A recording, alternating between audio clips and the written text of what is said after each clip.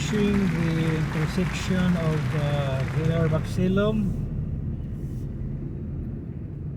and Mango Avenue.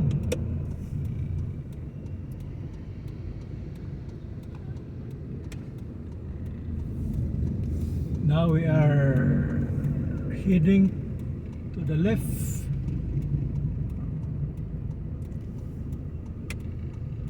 Maxilum Street.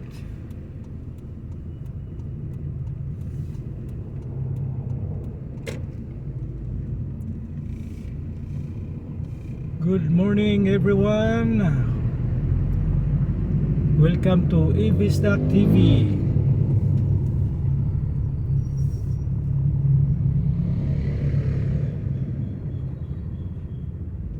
On our right side is the Immaculada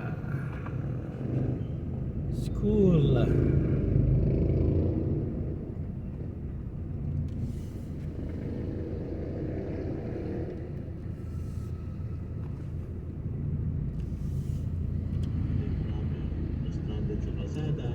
Mamati tag mga balita nga Tagalog. Dumating yung deadline at hindi ito na-extend at hindi nagagawa ng paraan kung paano mas makumbinsi yung ating mga kababayan super at operator na pumasok sa programa. Ano ang ibig kong sabihin?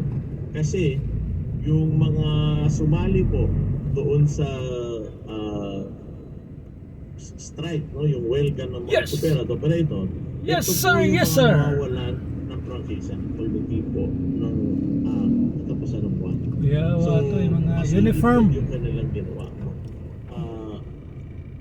Peacekeeper personnel. Gobyerno na Motor sila, no? Asa ka to sila? Para di pwede kayahin. Tinggawa sila gikan sa kampo sa Cebu City Police Office nga diya mahimutang diri sa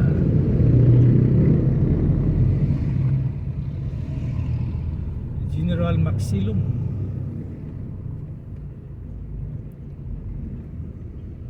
Wapo kay mga motor oh.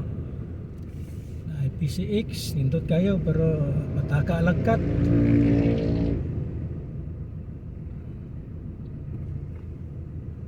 May buntag kaniyong tanan mga ka-Ibisdak TV. Daghang salamat sa iyong hatag ug oras sa pagtan-aw ning atong pagmonitor karon sa sitwasyon diri sa syudad sa Sugbo. Ang atong kabuntagon susama usab sa mga kabuntagon sa niagay mga adlaw nga naglagiting ang init. Ug matud pa sa Pag-asa forecast temperature today mokabat og 42 hangtod sa 45 degrees centigrade ang atong kainiton na matagamtam karong adlaw diri sa syudad sa Sugbo. So init kayo, igang singot pa imo nga way katapusan kun ana ka sa gawas. Bisan og tuwa ka sa sulod sa inyong balay kundi ka mag-electric fan, puwerte gyung alimuta way kabutangan sa kalimuot nga kaigsunan. Ani-ana kita karon muli ko padong sa Archbishop Avenue, padong sa Ayala. Ato makita sa opposite side nga gihapon na ato nang giagian kanina. Grabe kayo ang traffic. Bisan kani kining lane nga atong giagian, traffic gihapon. Basta buntag makigsunan, you have to expect nga traffic is heavy here in Cebu City. So hapit na kita sa Ayala.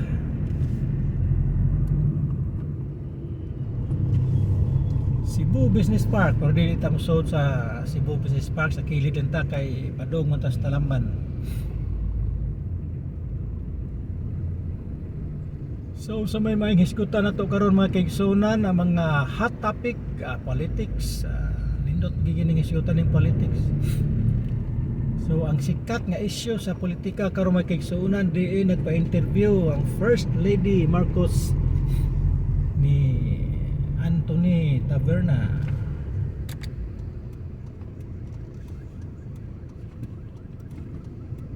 Matod pa sa first lady nga dako ang iyang kahubos o bad shot na. Si Vice President Sara Duterte sa iyaha kay matod pa niya nga samtang ginganlan og bangag adik ang iyahang asawa niadtong nag-prayer rally ang mga DDS diin ni diskurso ang si Tatay Tay Digong. Nag-ingnan niya ang Presidente Marcos nga bangag ug nakita kuno niya sa TV nga pag-ingon kuno sa ni Tatay ang amahan sa Vice President nga bangag ang atong presidente birthday kuno ngisiha sa Vice President. Piecemeal yung ating modernization. At hindi lang po unit yung minomodernize natin. Ang minomodernize natin ay yung sistema O mao'y hinungdan nga dako kay siya kahubos o kasakit ba o nga dili nagig kuno siya mutagad sa Vice President tungod sa panghitabo mga kaigsunan nga wala gyud kuno naalang sa Vice President nga unity kung sila unity ni atong pagdagan nila niya ana lang kuno nga mungisi siya wagi kuno siya kapadlong sa iyahang amahan nga ginganlan si President Bongbong Marcos og bangag. Ilang araw na lamang ang aming i-monitor yung sektor ng So mao kana ang medyo hot topic karon mga kaigsunan ang sektor ng mga manananggal. panagbangi Mas marami po ito kaysa doon sa mga sa First Lady o sa Vice President og niadto lang aging adlaw ni tubag panayam na ito. ang Vice President nga matod pa niya way kalibutan ang opinion sa First Lady sa iyang mandato isip ikaduha nga pinakataas nga opisyal sa gobyerno dinhi sa Pilipinas. Dito sa mga may kinalaman sa usaping transportasyon. Niya makikistorya kuno siya sa presidente bahay niya nang siyuha sabay sa kailang istoryahan ilan na pero ang presidente is still supporting the vice president actually makiksunan katong mga pressure siya nga sibakin o panagputo na sa pwesto isip usa ka membro sa iyang kabinete si Vice President Sara Duterte apan adto lamang kakahapon lamang ni luwat og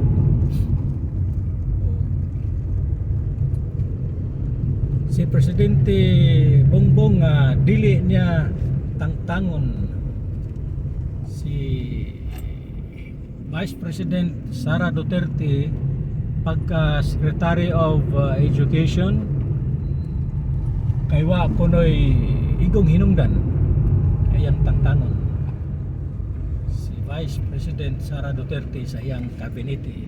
Siguro maaari pa mahigitan niya depende sa makikitang development din ng mga pangangailangan ng So ato na nga tangan makigsunan kay matud pa sa mga hungihong sa mga opposition party nga ang nagda kuno karon sa panggobyerno dili kuno actually si President Bongbong Marcos kundi ang iyang pinanggang kapikas sa kinabuhi nga sa First Lady. May pangana Marcos.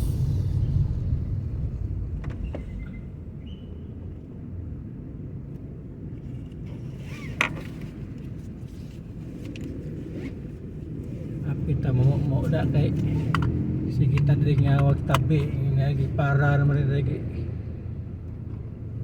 para beta ning mga traffic enforcer kay di ay mga sakinan nga iyang palapson gikan sa IT Park mao man ning agianan ro sa una kuan ni siya kanang entry ni siya entrance padong sa IT Park karon gihimo na pud nilang exit. May siya kayo mo sinyas ang kuan traffic enforcer kanang professional kay ba professional sad Professional si kaysa mo mustra ba. Luoy kina sila mga kabisdak kay sayo kina sila diha. Dining nagligiting nga kainit sa adlaw.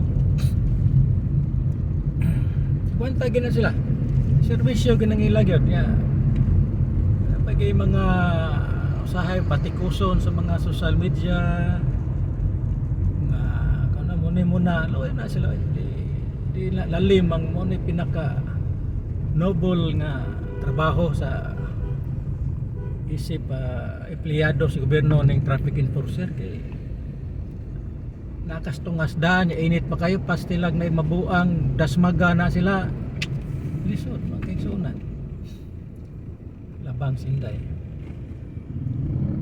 So ato na silang tagaan og honorable nga respeto ba ng mga klasehas empleyado nga kita ginato nga nagtrabaho gyud nagserbisyo gyud sa mga katawan ang kining mga traffic enforcer mga kaigsunan. Ang supply ng asukal sa bansa ay mula sa lalawigan. Panawagan kami kay Governor Lacson na kung pwede. So balik ta sa atong topic mga kay Kabisdak, Ibisdak TV. Kabahin na ining medyo panagbangi ang panagbangi sa ni First Lady o ni Madam Vice President VP Sara Duterte. Pero para nako mga kigsunan katong kuan bitaw kanang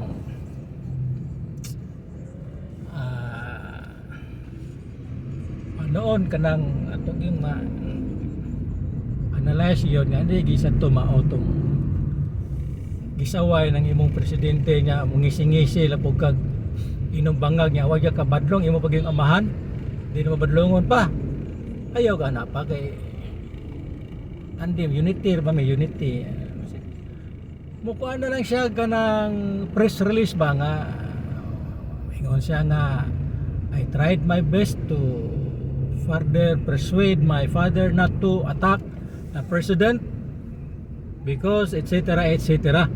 Wa man gid siya nga ng mga press release makigsunan murag the vice president iya bang gipasagdan nga manginganing sitwasyon.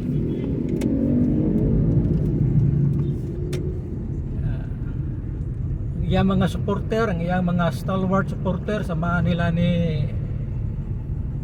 Harry Roque nga atakihon ang presidente pero wa siya gihimo nga pagbabag o pagbadlong man lang nining mga supporter niya nga hunungan na nila ng pagpanaway sa presidente wa gyud. Pero sa laing bahin sad ato sa makita nga kinipod ang atong presidente wa pod kabadlong siya ni Kuan ni Speaker of the House. Kaya tang badlongon puta bang aya kayo kapikiha ang Vice President as Secretary of Department of Education labi na ng mga funding pariato rong katong 125 million ila man tong question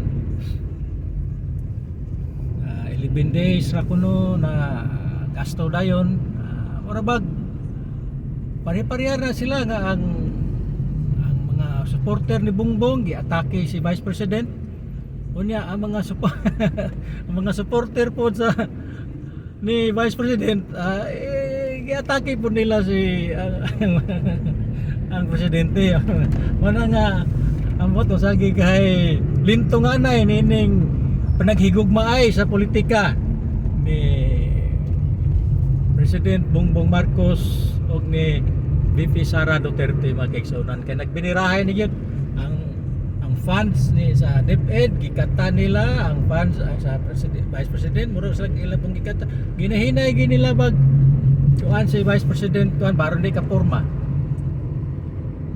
ilang gikat nila i-trim nila ang sabay nga na kwarta sa departamento sa edukasyon aron ba siguro di ka porma Sara. So actually sakit-sakit po no limang ka na ng kwarta na naging bato pa.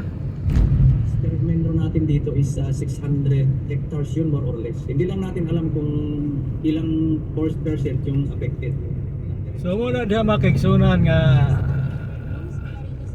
ang gihuwat na lang sa mga katawhan nga musulti og di maayo si Batok di Vice President Duterte si President Bongbong Marcos at the same time criticize na po si BP Sara sa presidente na ang dapita kung mitabon wa kigsunan gubat patani ginang duha ka man nag-unit team. Pero ang lintungan ay nanawa kigsunan kwarta ra gyud. Ng Amerikanong sundalo na makikiisa sa Balikatan Exercises 2024. Ayon kay Police Major Antonio Palatao, Chief of Police sa Bulog Police Station, kasalukuyang pinapagtas ni Jeffrey Guanzon na tubong Tondo, Manila ang kahabaan ng Maharlika Highway gamit ang isang... Maoriginal lintungan ay nanawa kigsunan nag-ilog sa dakong bukog. Ang duha ka partido dahilan nga kaniadto nagkuyog sa politika unit team pero karon makita man ginato nga nakabungkang kabakbuak na magina mag-unsa man ang unit team kun nagkuan la ba kana pretentious na kayo bang ilang gipakita sa mga tao Ilocos Norte kung saan galing sa Santa Ana ang truck at van habang ang kotse naman so mo kana mga kaigsunan ang hot topic sa present situation karon sa politika ang buhagay ni First Lady Lisa Araneta Marcos sa iyang kayubos man na kung sa ginang iya ha sa Vice President tungod lagi atong nagngisi lagi ko no ningisi pag-ingon ni tatay digong bangag ang atong presidente. Sangkot sa isasagutin ni Guanzon ang magagastos para sa pagsasaayos sa mga nasirang bahagi ng van at kotse. Kita nimo nga kay Ibis Dak no, kita ninyo no nga grabe kayo traffic padung sa syudad no. Murag gikan pag inistalamban ni nga traffic ng galinya oh. Nga kini mga motor mo kuan ba mo overlap dito sa ilang lane ari kawat diri sa atong lane nya mo nay kung di ta kabantay gyud daot kita mo kita no grabe kayo ang kuan traffic para makigsunan padung sa syudad sa Subo kinan natadapit diri sa University of San Carlos Banilad campus Talamban campus ni siya so ang trapiko grabe gi kayo nagkamang bumper to bumper mga kaigsunan ato karong we are heading to Talamban medyo di kayo tanto dili kayo traffic katagan tag normal ang padong sa Cebu City ang grabe kayo si Amador Kahalangit Sr. upang kilalanin itong santo si Kahalangit na tubong Miagao Iloilo ay pinanganak noong Abril 30, 1911 at namatay noong Marso 9, 1977. so kabahin sa panudlanan financial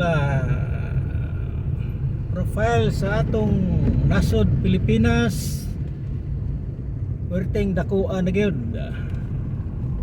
sa utang nato mga kaigsunan kay murag akong tan-aw kining atong presidente karon pagkapalautang liwat sa amahan Ganitong ilang milagro na maaring maiugnay kay Amador ayon kay Navares Maharagan. atong nahibawan mga kaigsunan nga hantod gani karon at this moment of time hantod karong adlaw karong minutuha segundo nagbayad pa in taon ang Pilipinas sa utang nga gibilin sa iyang amahan nga si late President Ferdinand Marcos ang amahan ni Bongbong Marcos. Mag-sign off.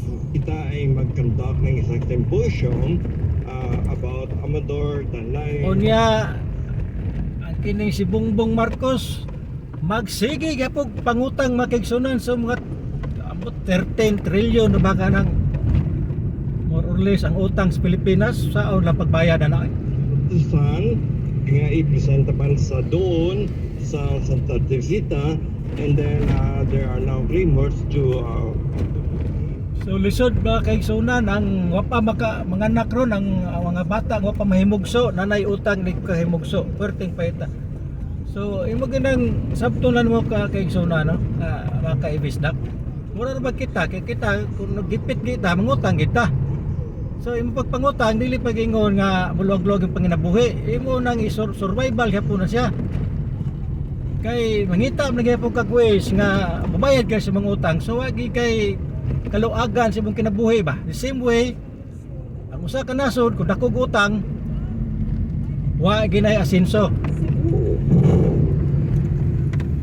Umaasa si Lee Candelario, ang Bombo International Correspondent sa China.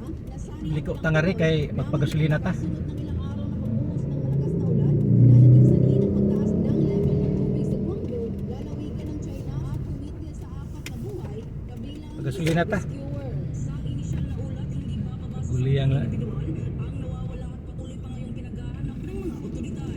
Hinahayag rin ni Candelario na may 44 na malaking ilog sa probinsya ng Guangdong ang umapaw na nagdisanhi ng malawakang pagbaha. Sa ngayon, nagpapatuloy pa rin ang rescue operations ng mga otoridad at kasalukuyang nasa mga iba't ibang evacuation centers inilagay ang mga apektadong individual.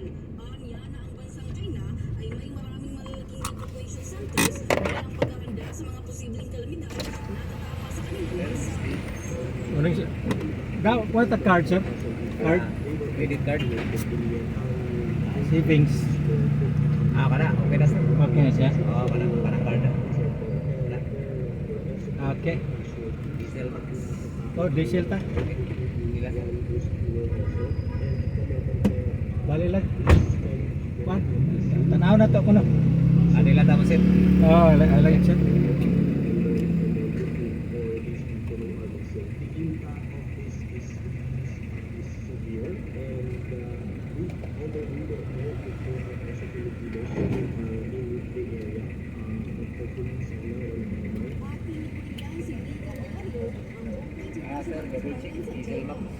Diesel max.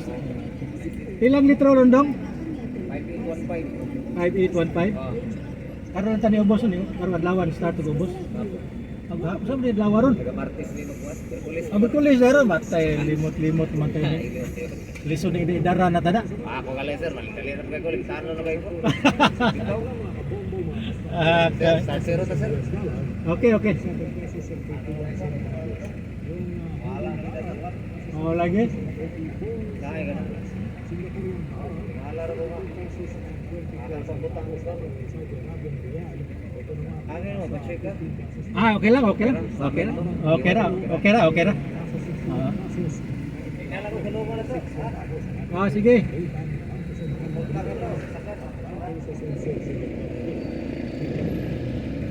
Permit number 0302, series of 2024.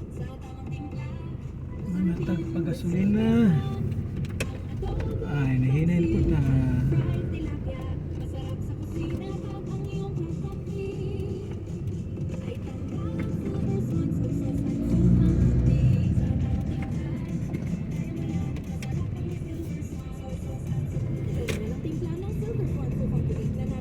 Hinay tagkamang.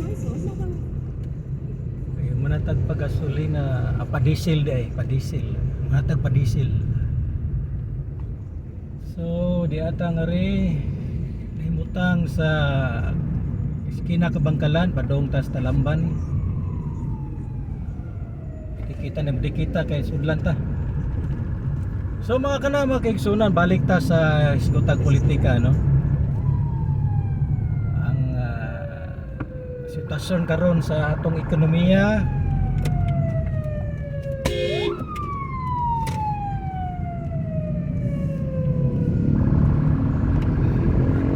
ambulansya ambulans dali ang ambulansya. So mao ka ng sitwasyon sa ekonomiya sa Pilipinas, mga kaigsoon. Ang atong financial profile, bagyan economy is not good kay very basic gina siya nga kun utangan ta sama na sa tao kung nako kag utang portigong ipita gini mo kayo kung makakwarta ka imo ra masanang data-data si mong utang. So wagi kay pang enjoyment maura po na sa sitwasyon sa utang sa Pilipinas sa usa ka nasod, the Philippines in particular.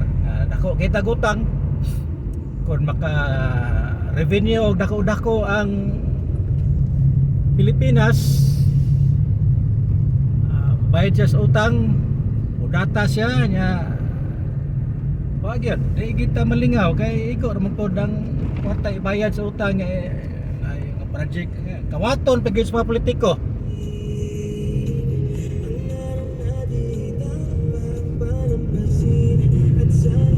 Pero gaba naman tao na ning itong gobyerno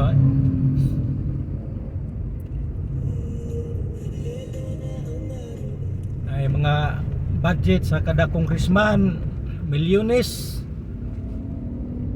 Ambot asa na padong ba na sa ngadto sa kaayuhan sa mga tao o padong ba dito sa ilawom sa ilang bulsa.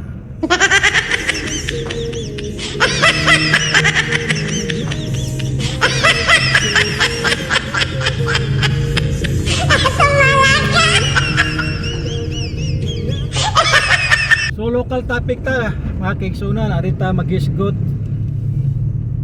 ang duwa sa politika karon sitwasyon sa Cebu City. Alabi na ning MCWD nga perting gubuta. Punan pa ning tag-init nga minus kayong tubig. Nag-antos karon ng katawan sa siyudad sa Cebu sa kakulangan sa tubig mga kaigsunan. Data-data na lang ni schedule may na lang gali ning among himutangan kay na ikaw galingong pump, so continuous 24 hours ang atong tubig. Pero kining nagdepende sa MCWD perting paita kay sa highway tubig unya nag-away-away pag ini mga opisyal sao na lang na way klaro kay gigubot sa interpretasyon na si Mike gustong tangtangon si Joey Dalus.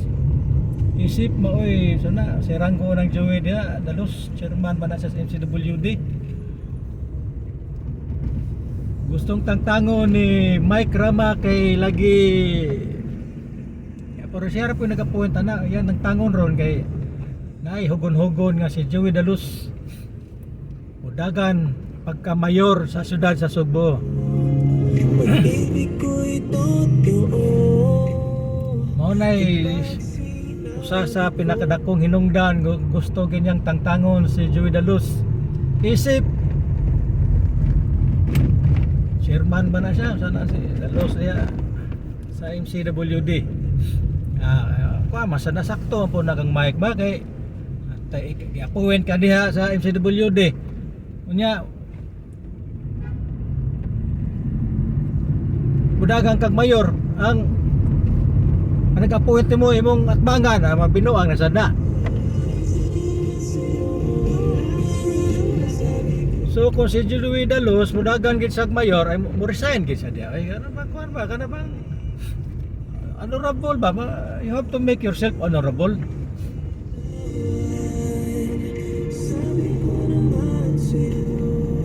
Sige kag pahuba nga dagan kag mayor nya ang naka-point nimo diha mayor nya imong atbangan di natural lang ginas mayor pud natangtangon ka diha.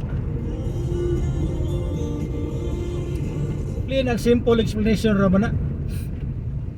Pero di po doy tay gining Pilipino no di paugat gid diha nga gipulihan na sa diha sa luwa kay ang luwa mo kuno na authority gyud nga mo utang og nga personel dia utang-tang ba utang-tang. Di po sila mo kuan di po sila mo naog.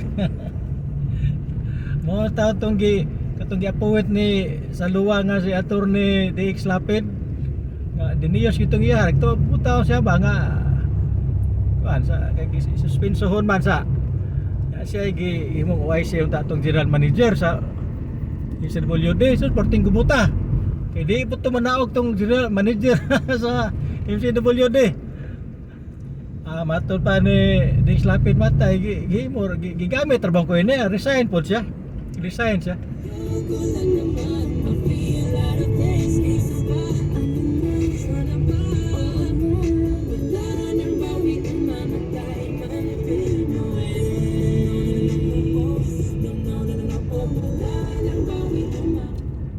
mga kaigsoona na anhel sa din ni Kutob, pasensya na nga karon na ta nakabalik sa atong mga hisgot-hisgot sa matag adlaw sa sitwasyon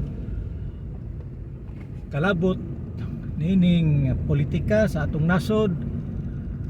Kinahanglan nga matag usa ka nato